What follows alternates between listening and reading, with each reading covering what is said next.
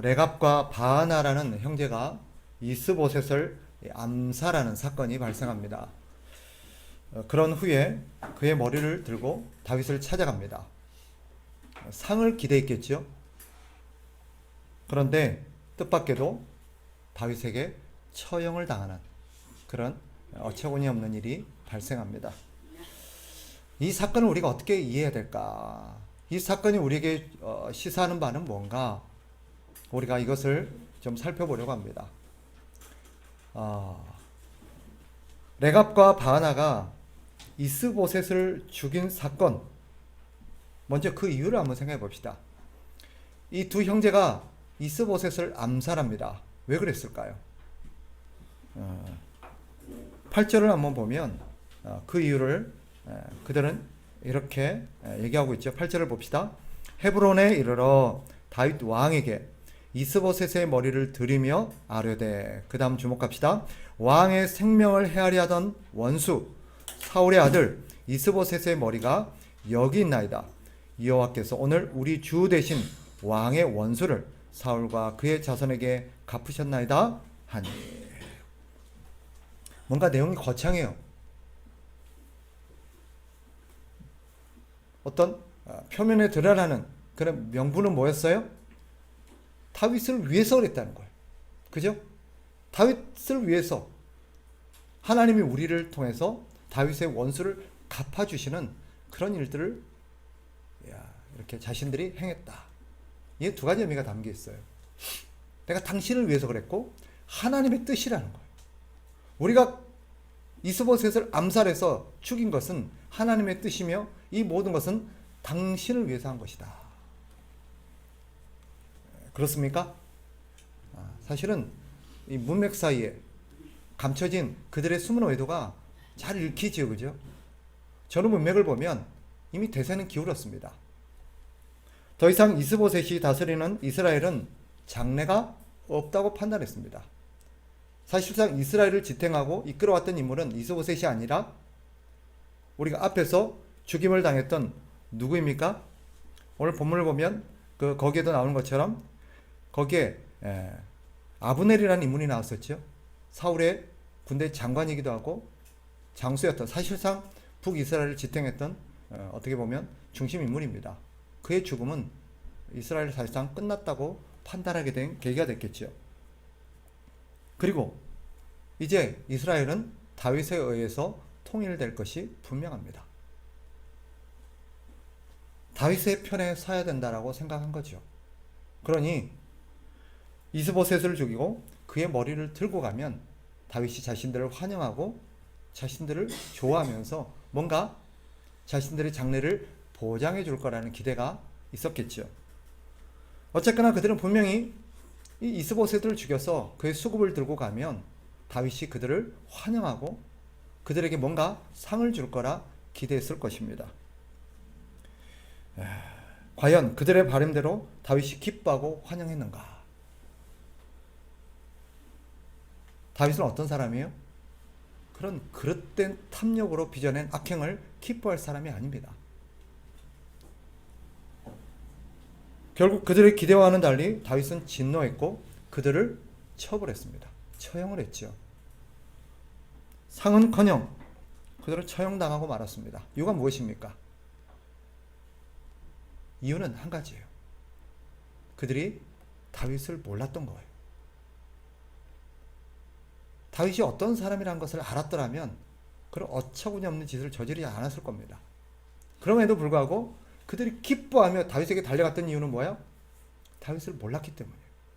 다윗이 어떤 사람인지, 다윗이 추구하는 게 뭐고, 다윗이 세우고자 하는 나라가 어떤 나라인지를 몰랐기 때문에 그들은 이렇게 하면 좋아하겠지? 다윗이 기뻐하겠지? 자신들을 환영하겠지? 상을 주겠지? 이런 허황된 기대를 품고 달려간 것입니다. 사람이 누군가에게 아부를 하려고 해도 그 사람에 대해서 알아야 돼요. 그 사람이 뭘 좋아하고 뭘 싫어하는지. 만일 그 사람에 대한 이해가 없이 제멋대로 판단해서 행동을 하게 된다면 오늘 본문처럼 전혀 의외의 역효과를 초래할 수도 있습니다. 그 사람에게 잘 보이려고, 좋게 하려고 했는데 오히려 그것이 역효과를 발휘하는 경우가 허다합니다. 그죠? 선물을 했는데 그 선물이 오히려 상대의 마음을 상하게 할 때가 있어요. 나는 좋은 의도에서 그렇게 했는데 상대가 오히려 그것 때문에 상처를 받는다거나 상당히 불쾌하게 생각하는 경우도 있어요. 왜 그래요? 상대를 몰랐기 때문에. 오늘 본문의 의도와는 조금 빗나간 얘기긴 하지만 말이 나온 김에 오늘날 부부가 잦은 싸움을 그 이면에 보면 상대에 대해서 너무 모른다는 걸 알 수 있습니다. 그죠? 남편은 남편대로 아내를 위해서 뭔가를 하는데 오히려 그 일이 아내를 화나게 하는 경우도 있어요. 그죠? 이걸 왜 사왔냐고. 차로 돈으로 주지. 뭐 이런다는 거지. 아내는 아내대로, 그죠?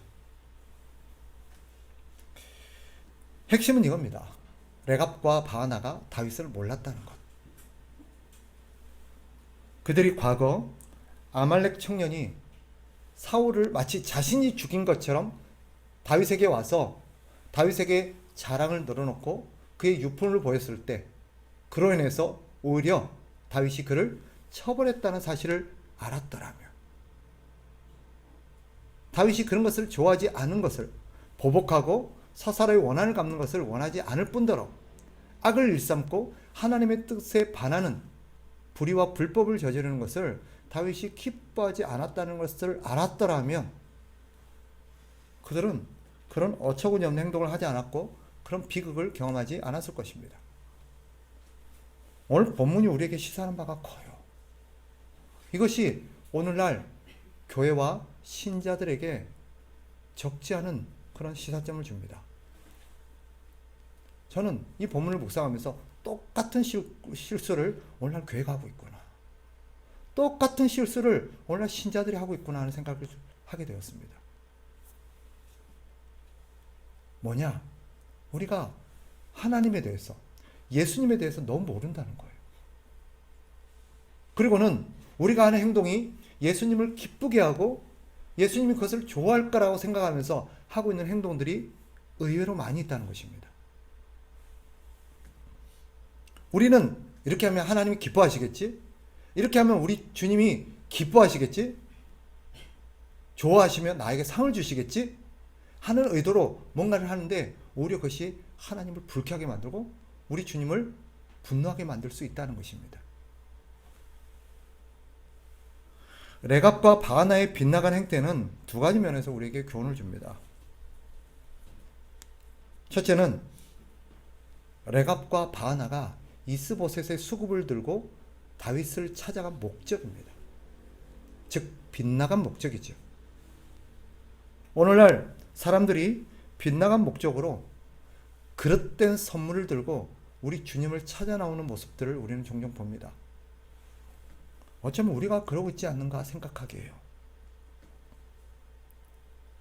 정말 말도 안 되는 일이지만 조금만 우리가 주님을 알았더라면, 우리 주님에 대해서 이해가 있었더라면 하지 않았을 어처구니 없는 행동을 오늘날 교회와 신자들이 하곤 한다는 것입니다. 예를 들면 어떤 사람은 도박으로 큰 돈을 벌어서 예배당을 건축하겠노라고 어처구니 없는 일을 저지르는 경우도 있습니다. 투기와 불법 투자로 교회 재산을 더 불려서 주의 일에 쓴다든지 교회의 어떤 행사를 위해 도모하는 일들을 하는 경우도 있습니다. 어떤 교회가 재산을 불려서 그 돈으로 주를 위해서 더 많은 일들을 할 수 있으면 우리 주님이 기뻐하실 거라는 생각이 있어요. 생각해 봅시다. 어떻게 벌었든 큰 액수의 재물을 하나님께 드리기만 한다면 하나님이 기뻐하실까요? 사기를 쳐서 얻은 돈인데도 액수가 크다고 하나님이 문제 삼지 않으실까요? 그런데 오늘날 교회가 그 돈의 출처에 대해서는 무지한 채 그냥 많은 액수에 환영하고 그 사람을 높이는 경우를 종종 봅니다.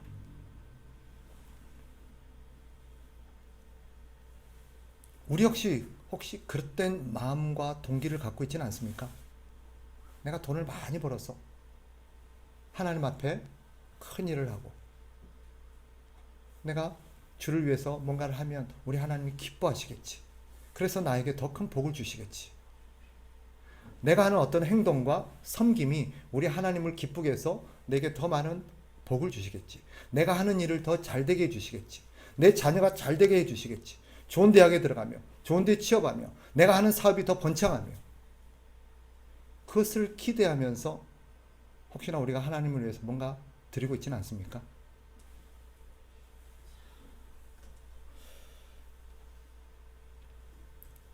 다윗의 진노와 심판은 예수 그리스도가 어떤 분인지를 잘 보여줘요. 예수님은 불의의 재물을 기뻐하는 분이 아닙니다. 예수님이 기뻐하시는 것은 공의와 정의입니다. 차라리 그들이 다윗 앞에 빈손으로 나오더라도 아무것도 가지지 못하고 다윗을 찾아왔더라도 그가 솔직하게 다윗을 왕으로 인정하고 우리는 앞으로 다윗 왕의 통치를 따르며 다윗 왕의 백성으로 살고 싶습니다라고 말했더라면 어땠을까? 다윗이 빈손으로 왔다고 내쳤을까요? 다윗은 그들을 기꺼이 받아들였을 겁니다. 그의 손에 아무것도 들려있지 않았더라도. 그들의 실수가 뭐였어요? 그들은 잘못된 동기와 목적으로 다윗을 찾았다는 것이고, 그리고 그 방법이 어떠하든 다윗이 뭔가 좋아할 만한 뭔가가 내 손에 들려 있으면 다윗이 기뻐하고 자기에게 뭔가 보상을 해줄 거라는 빗나간 생각이었습니다. 근데 오늘날 우리 신자들이 그런 생각으로 신앙생활하고 있지는 않은지,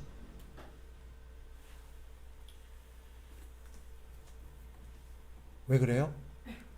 우리 하나님에 대해서, 우리 주님에 대해서 모르기 때문에 그런 일이 벌어집니다. 교회 안에서 일일이 다 열거할 수는 없지만 가끔 뉴스나 매스컴에 언급되는 어떤 교회들의 빗나간 행태를 보면 어떻게 교회가 저러지? 어떻게 신자가 저렇게 행동할 수가 있지?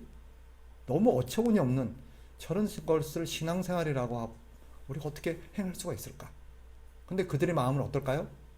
이것이 하나님을 기쁘게 할 거라고 생각하고 그렇게 열렬했던 거예요. 이유가 뭐예요?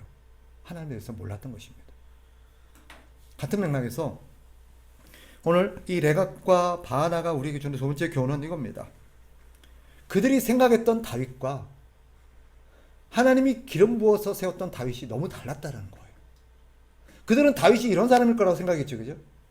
다윗은 이런 사람이고 다윗이 이런 걸 좋아하고 다윗은 이렇게 행동할 거야 라고 생각을 했는데 실제 자신들이 만나고 대했던 다윗은 어땠어요? 전혀 다른 사람이었어요. 우리가 생각하는 예수님과 성경이 계시하는 예수님이 다를 수 있다는 것을 우리에게 시사합니다.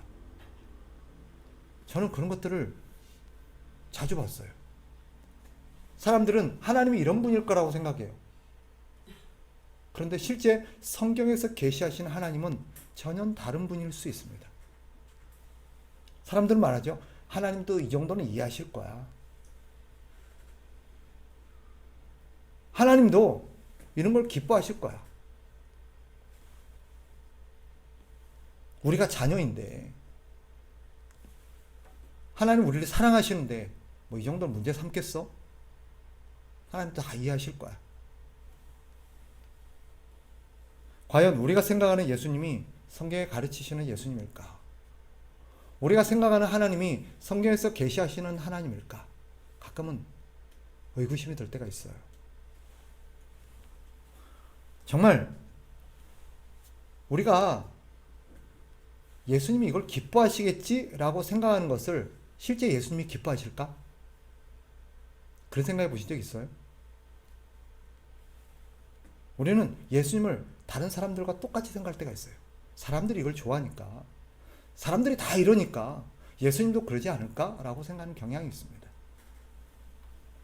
레갑과 바하나의 실수가 무엇입니까? 다윗이 어떤 사람인지, 다윗이 뭘 좋아하고 뭘 싫어하는지에 대해서 전혀 알아보지 않았다라는 것입니다. 그러니까 무지한 거죠. 오늘 우리가 이 똑같은 실수를 범해서는 안 됩니다. 우리가 성경으로 들어가서 우리 하나님과 우리 주 예수 그리스도에 대해서 공부해야 될 이유가 거기 있어요. 우리 속에 오른 대로 우리가 생각하는 하나님, 우리가 생각하는 예수님이 아니라 성경에서 당신을 계시하시고 당신을 알려주신 그 하나님과 예수님에 대해서 우리가 바르게 알아야 돼요. 그렇지 않으면 우리 속에는 옳은 대로 하나님을 생각하고 하나님이 이런 분일 거라 우리가 알아서 판단해서 그렇게 우리가 행동해요. 결국 어처구니 없는 결과를 맞이할 수 있을 것입니다. 대표적인 사례가 유대인들이죠. 그죠? 그들은 누구보다도 자신들이 하나님을 사랑한다고 생각했고 하나님을 기쁘시게 할 거라고 믿었습니다. 그래서 종교적 율법에 열렬했죠. 그 규례를 지키는데 열렬했습니다. 근데 정작 하나님이신 예수 그리스도께서 오셔가지고 그들에게 했던 대답은 뭐예요? 성경에 보면 그들에게 했던 대답을 세 가지로 표현할 수 있습니다. 독사의 자식들아, 마귀의 자식들아, 외식하는 자들아. 한마디로 뭐예요? 그들은 자신들이 누구보다도 하나님을 기쁘시게 하고 하나님이 자기를 보면서 흐뭇할 거라고 생각했어요. 그리고 그들은 세리와 창리와 그런 다른 죄인들을 보면서 어휴 저것들은 지옥의 땔감이야. 하나님이 저것들 보면서 제일 먼저 지옥 아래목에다 갖다 던져놓을 거야. 이렇게 생각했어요. 그런데 정작 예수님의 입에서 나온 말은 전혀 달랐어요. 이런 위선자들, 이런 독사의 자식들, 화 있을진저 내게서 떠나가라. 이런 섬뜩한 말을 우리 주님이 입에서 쏟아내십니다. 왜 그랬을까요? 왜 이런 일이 벌어집니까? 어떤 사람들은 이렇게 생각했습니다. 우리가 주님 앞에 나가면 나중에 하나님 앞에 섰을 때 하나님이 아유 어서 와라. 참 귀하다. 잘 살았다. 라고 대접을 받고 환영을 받으며 우리 주님께서 자신들을 영접할 거라고 생각을 했어요. 그런데 정작 하나님 앞에 섰을 때 하나님이 그들을 향해서 뭐라 그래요? 내가 너희를 도무지 알지 못하니 불법을 행하는 자들아 내게서 떠나가라 라고 말을 하시는 장면을 성경에서 보게 됩니다. 실제로 이런 일이 벌어질 수 있습니다. 왜 이런 일이 벌어집니까? 하나님을 몰랐기 때문이에요. 하나님은 어떤 분인지, 하나님이 진짜 기뻐하시는 게 뭔지를 몰랐기 때문에 자기 속에는 옳은 대로 판단하고 자기 속에는 옳은 대로 행동했던 거예요. 그러면서 속으로는 어떤 생각을 했어요? 하나님 기뻐하시겠지? 그러니 그 누구보다도 나를 축복하시겠지.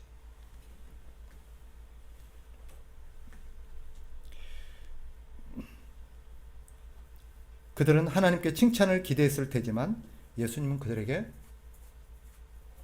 무서운 말을 쏟아냈습니다. 그러나 더 안타까운 건 뭐예요? 더 어처구니 없고 무서운 일은 무엇입니까? 자기 생각을 고집하고 자기 생각에 갇혔던 사람들은 그런 예수님의 말씀을 무시해버렸어요. 눈에 비늘이 씌어지고 어두운 자기 생각에 갇히니까 예수님이 하나님의 아들로 보이지를 않았던 거예요.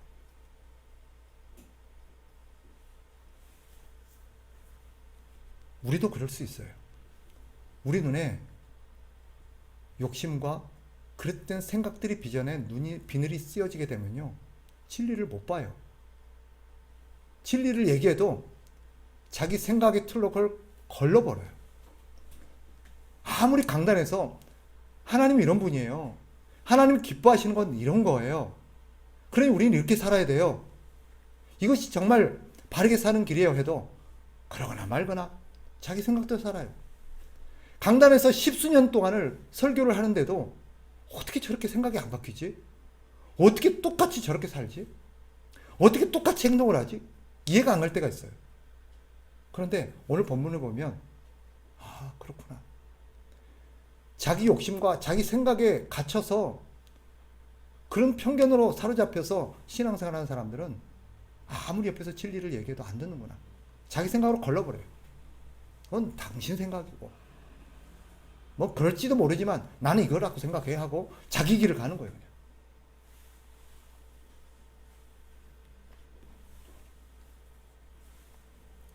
그런 어처구니 없는 일들이 일어나면 안 돼요. 사랑하는 우리 참내 가족들에게 다시 한번 간곡하게 당부합니다. 내가 알고 있는 하나님이 진짜 하나님이 아닐 수 있어요. 내가 하나님이 기뻐하실 거라고 생각했던 것들을 실제로는 하나님이 하나도 기뻐하지 않을 수 있어요. 내가 열심을 내고 있는 이것들이 나는 이것이 중요하다고 생각했던 것들이 하나님께는 하나도 중요하지 않을 수도 있어요. 오히려 하나님의 관심은 딴 데 있을 수 있습니다.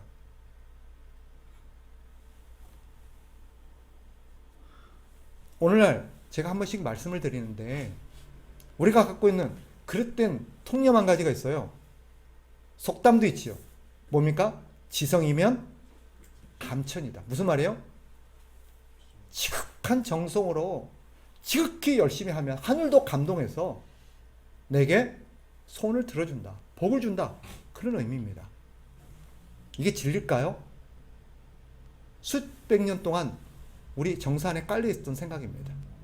지성이면 감천이다. 이건 진리가 아닙니다. 성경에서 가르친 바도 아니고요. 아무리 지극한 정성이라도 하나님의 뜻에 합당하지 않으면 하나님은 절대 거기에 호응하지 않으십니다. 그 어떤 정성도 우리 하나님을 감동시킬 수 없어요. 하나님은 감정적인 분이 아닙니다. 가끔 그런 그릇된 생각으로 성경을 잘못 해석하는 분도 있어요. 한 과부 이야기 기억나시죠? 과부가 한 관리에게 자기 억울한 사정을 막 얘기해요.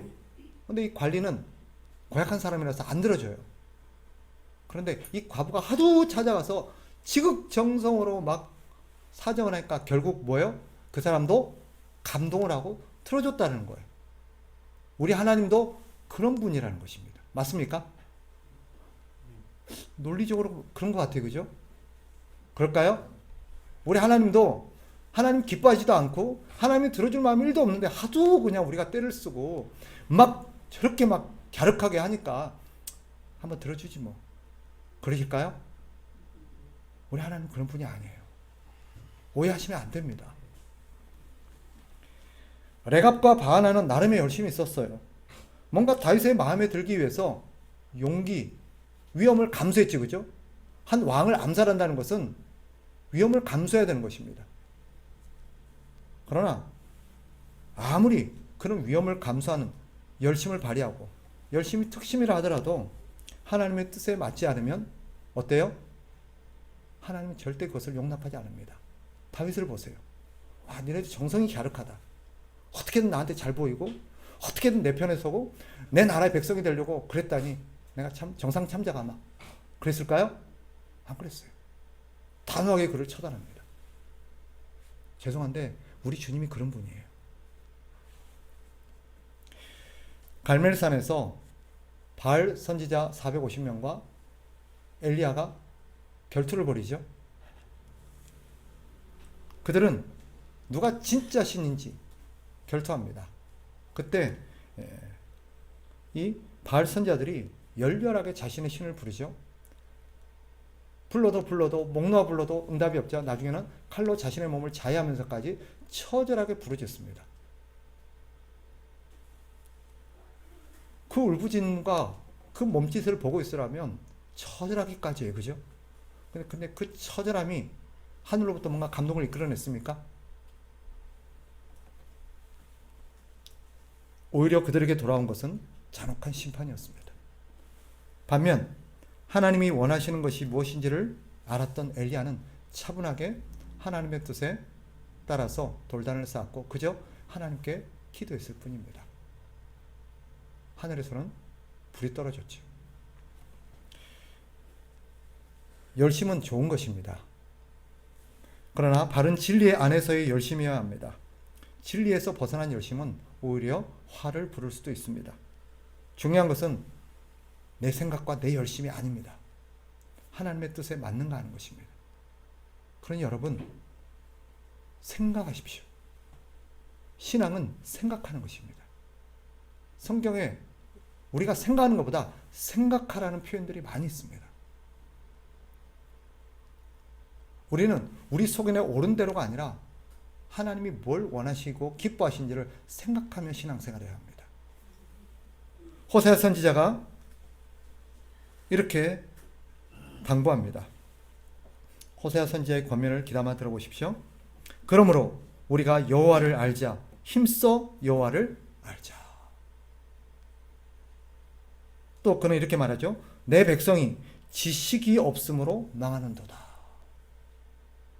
누구보다도 열렬했던 민족들이 하나님에 대한 바른 지식이 없어서 그 열렬함에도 불구하고 결국 나라가 망국으로 치닫았다는 거예요.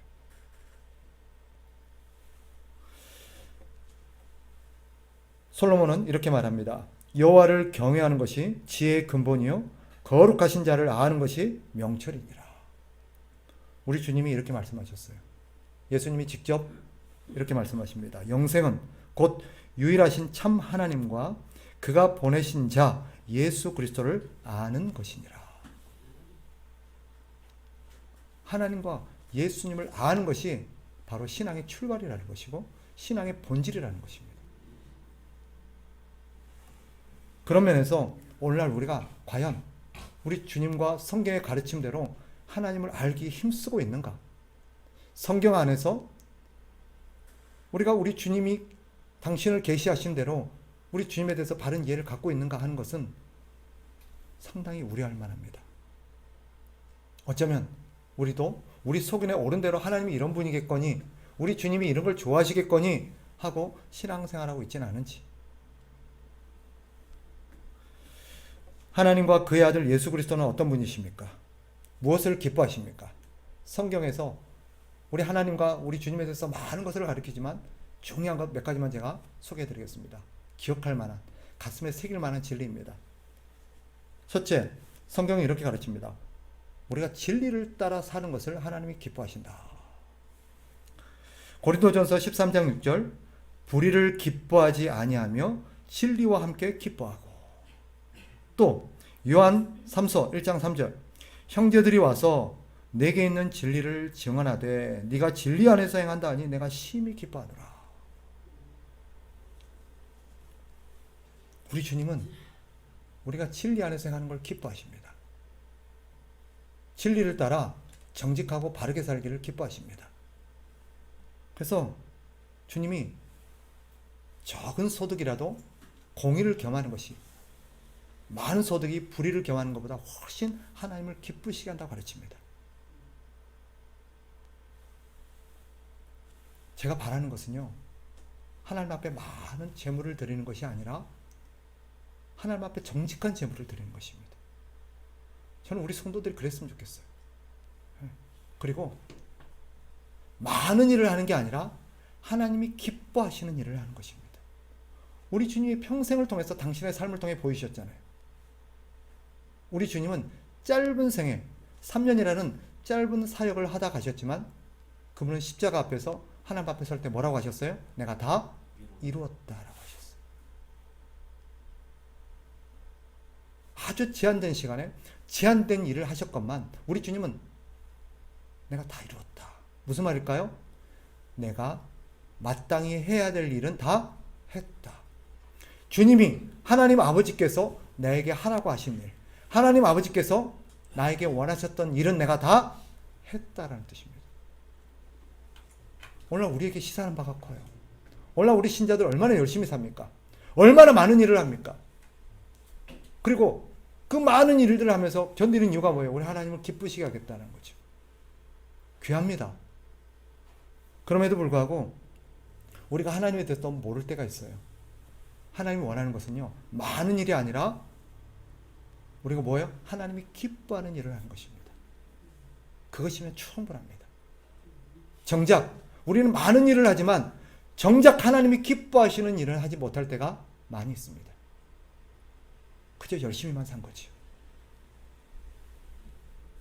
두 번째, 우리 주님은 자신의 힘과 노력을 자랑하지 않고 겸손히 주를 의지하는 것을 기뻐하십니다. 시편 147편 10절 11절. 여호와는 말의 힘이 세다 하여 기뻐하지 아니하며 사람의 다리가 억세다 하여 기뻐하지 아니하고 여호와는 자기를 경외하는 자들과 그의 인자하심을 바라는 자들을 기뻐하신도다. 무슨 말입니까? 우리 주님은 엄청난 군사력, 엄청난 개인의 능력, 그런 걸 기뻐하는 게 아니라는 거예요. 아무리 그 사람이 큰 세력을 갖고 있고 많은 것을 구축하고 갖추고 대단한 능력과 영향력을 갖고 있다 할지라도 하나님을 기뻐하는 건 그런 게 아니래요. 하나님 기뻐하는 건 뭐래요? 자기를 경외하는 자들과 그의 인자하심을 바라는 자들이다. 그들을 기뻐하신다라고 말합니다.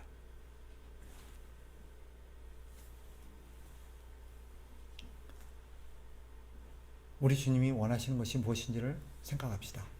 마지막으로 우리 주님이 기뻐하시는 게 무엇이냐? 우리 주님은 복음을 전하는 것을 기뻐하십니다. 빌립보서 1장 18절 잘 들어보세요. 그러면 무엇이냐? 거칠애로 하나 참으로 하나 무슨 방도로 하든지 전파되는 것은 그리스도니 이로써 나는 기뻐하고 또한 기뻐하리라. 우리 주님이 기뻐하신다는 표현들을 쓰는 대목만 몇 가지만 제가 추린 거예요. 에스겔 18장 23절 주 여호와의 말씀이니라 내가 어찌 악인이 죽는 것을 조금인들 기뻐하랴 그가 돌이켜 그 길에서 떠나 사는 것을 어찌 기뻐하지 아니하겠느냐. 하나님 뭘 진짜 기뻐하신대요? 악인들이 악을 일삼다가 비참하게 죽어가는 것을 기뻐하지 않으세요. 근데 우리는 기뻐해요. 그죠? 아유 저 나쁜 놈 나쁜 짓 일삼더니 고소하다 잘됐다. 아 저런 놈은 죽어야 돼요. 저런 놈은 처벌받아야 돼요. 이거 우리의 생각이에요. 하나님도 그럴 거라고 생각했어요. 그래서 우리는 맨날 그래요. 하나님 뭐 하십니까? 저런 놈 안 잡아가고. 근데 성경이 우리에게 알려주신 하나님 조금 다른 분이에요. 주 여호와의 말씀이니라 내가 어찌 악인이 죽는 것을 조금인들 기뻐하랴 그가 돌이켜 그 길에서 떠나 사는 것을 어찌 기뻐하지 아니하겠느냐. 하나님이 진짜 기뻐하는 건 뭐래요? 나쁜 놈이 처벌받는 걸 기뻐하는 게 아니라 그들이 그런 나쁜 짓에서 돌이켰어. 하나님의 말씀대로 하나님을 경외하며 사는 것을 하나님이 진짜 기뻐하신다는 거예요. 그러니까 우리가 추구해야 될 건 뭐예요? 하나님 저 나쁜 놈 빨리 처벌받게 해주세요가 아니라 저 나쁜 놈 자기 죄를 깨닫고 회개하게 해주세요라고 기도해야 되는 거예요. 아무리 사람이 밉고 아무리 못된 짓을 하고 아무리 내가 싫어하는 사람 나에게 나쁜 짓을 했던 사람이라 할지라도 하나님이 기뻐하는 건 뭐예요? 그들이 그 죄와 허물을 깨닫고 그 죄의 길에서 돌이키는 거예요. 예수 믿고 새 사람 되는 거예요.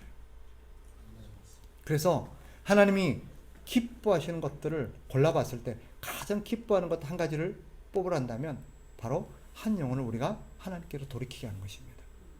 그것처럼 기뻐하는 게 없어요.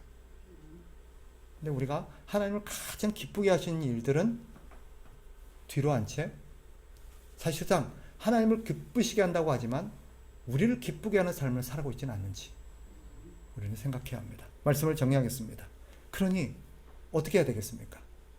성경은 우리에게 중요한 사실 한 가지를 다시 읽습니다. 하나님을 알자라는 것입니다. 따라합시다. 하나님을 알자. 힘써 하나님을 알자. 제 얘기가 아니죠. 호세아 선지자가 우리에게 권면한 것입니다. 여호와를 알자. 힘써 여호와를 알자. 저와 우리 모두에게 당부합니다. 하나님을 아십시오. 그러려면 어떻게 해야 돼요? 하나님에 대해서 부지런히 공부하셔야 합니다. 성경으로 들어가야 돼요. 우리가 말씀으로 들어가서 하나님이 어떤 분이고 하나님이 뭘 기뻐하시고 하나님이 어떤 걸 싫어하시는지를 우리가 바르게 알아야 돼요. 그렇지 않으면 우리의 열심과 우리의 노력에도 불구하고 오히려 우리는 하나님을 기쁘게 하기보다 하나님을 분노하게 할 때가 훨씬 많을 수 있습니다. 그런 면에서 우리는 말씀을 매일매일 묵상하고 연구해야 돼요. 그래서 제가 미리 공지했듯 우리 교회에서 이제 11월 달부터 큐티를 하려고 합니다. 네. 나중에 다시 공지하겠습니다만은 큐티 책을 가지고 우리가 매일매일 하나님의 말씀을 묵상하며 하나님이 어떤 분인지, 하나님이 뭘 기뻐하는지를 알자는 거예요. 그래서 그 말씀대로 우리가 하루를 살아내자는 것입니다. 그것이 큐티의 취지입니다. 여러분이 매일매일 말씀으로 스스로 여러분들이 개인적으로 성경을 읽고 개인적으로 연구하고 묵상하려면 좀 막연할 수도 있고 잘 되지 않아요. 그래서 큐티라는 어떤 툴을 사용하려고 하는 것입니다. 꼭 이래야 되는 것이고 이것이 본질 아닐 수도 있지만 어떤 큐티라는 어떤 방법과 어떤 도구를 가지고 책을 가지고 우리가 큐티를 하게 되면 우리가 그것을 훈련하고 경건의 삶을 살아가는데 아주 유익한 게 많이 있습니다. 그래서 저는 개인적으로 큐티 책이 없어도 성경을 개인적으로 저는 읽고 묵상하고 연구하는 사람이라서 저는 괜찮지만 우리 성도들에게는 한계가 있다는 생각이 들어서 제가 큐티라는 어떤 툴을 도구를 사용하려고 합니다. 그래서 우리 성도님들 저의 취지와 어떤 목적들을 잘 생각하고 여러분들이 협조해 주시고 지도에 잘 따라 주시면 좋겠습니다. 아멘이십니까?